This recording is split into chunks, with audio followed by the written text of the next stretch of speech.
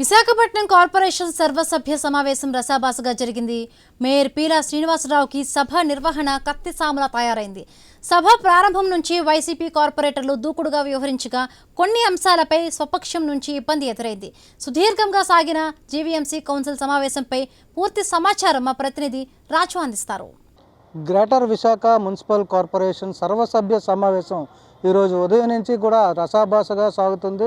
ప్రతి అంశం మీద కూడా సభ్యులు అడిగినటువంటి ఆ ప్రశ్నలకు సమాధానాలు చెప్పడానికి అధికారులు అయితే నీళ్లు నములుతున్న పరిస్థితి ఉంది. మరోవైపు స్వపక్షంతో పాటు విపక్షం కూడా మేయర్ మీద దాడి చేస్తున్న పరిస్థితి ఉదయం నుంచి కూడా కనిపిస్తుంది. ఉదయం 11 గంటలకు ప్రారంభమైనటువంటి సమావేశంలో ముఖ్యంగా అప్పటికి వరకు కూడా లేనటువంటి అంశం ఏదైతే ఉందో దాన్ని తెర మీదకైతే వైఎస్ఆర్ కాంగ్రెస్ పార్టీ నాయకులు అయితే తీసుకురావడం జరిగింది. ఇందులో ప్రధానంగా విశాఖ స్టీల్ ప్లాంట్కి సంబంధించి కూడా తీవ్రమైనటువంటి ఉద్రిక్త వాతావరణం అయితే సమావేశంలో చోటు చేసుకుంది.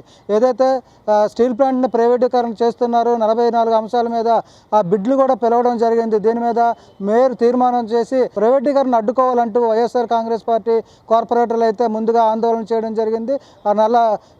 బ్లాక్ షర్ట్లు వేస్తూ కూడా నిరసన వ్యక్తం చేస్తూ మేయర్ పోడియం అయితే చొచ్చుకొని పోవడం కూడా జరిగింది. సభ ప్రారంభం సమయంలోనే తీవ్రమైనటువంటి ఉద్రిక్త వాతావరణం అయితే నెలకొన్న నేపథ్యంలో మేయర్ సమావేశం నిర్వహించడానికి అయితే కొంత ఇబ్బంది పడిన పరిస్థితి కూడా చూసాం.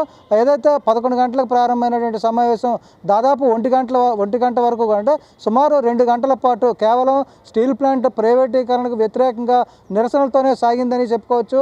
ఈరోజు జరగాల్సినటువంటి సమావేశంలో ప్రధాన ఎజెండా అయితే అసలు ప్రస్తావనకు కూడా రాకుండా ఏదైతే వైఎస్ఆర్ కాంగ్రెస్ పార్టీ అదేవిధంగా సిపిఎం సిపిఐ కార్పొరేటర్లు అయితే పోడియం దగ్గర బైఠాయించి నిరసన తెలియజేయడంతో పాటు సభ నిర్వహణ కూడా అడ్డు తగలడంతో ఒక సందర్భంలో మేయర్ పీలా శ్రీనివాసరావు కూడా అసంతృప్తి వ్యక్తం చేయడం జరిగింది.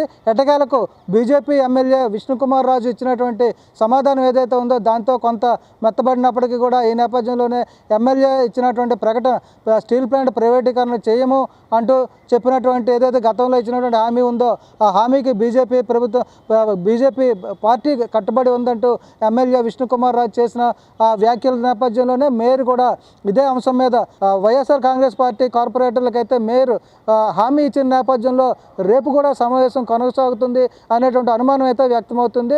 అయితే దీనికి సంబంధించి కూడా గతంలో పలు సందర్భాల్లో ఇప్పుడు మేయర్గా ఉన్నటువంటి పీలా శ్రీనివాసరావే అప్పుడు ప్రతిపక్ష నాయకుడిగా టీడీపీ ఫ్లోర్ లీడర్గా ఉన్న సమయంలో అవసరమైతే 3 రోజుల సమావేశం నిర్వహించాలంటూ కూడా అప్పటి వైఎస్ఆర్ కాంగ్రెస్ పార్టీ మేయర్ని నిలదీసిన అంశాన్ని ఇప్పుడు వైఎస్ఆర్ కాంగ్రెస్ పార్టీ కార్పొరేటర్లు గుర్తు చేస్తూ ఏదైతే 151 అంశాలు ఉన్నాయో అవన్నీ కూడా చర్చ జరగాలంటూ కూడా పట్టుపడుతున్న నేపథ్యంలో రేపు కూడా సమావేశం కొనసాగే అంశాల మీద అధికారులు అయితే పరిశీలన చేస్తున్న పరిస్థితి. ప్రస్తుతం ఉదయం 11గా మొదలైనటువంటి ఈ సమావేశం పూర్తిస్థాయి ఉద్రిక్త వాతావరణంలో నెమ్మదిగా ముందుకు కదులుతూ ప్రస్తుతం ఇంకా సమావేశం అయితే కొనసాగుతుంది.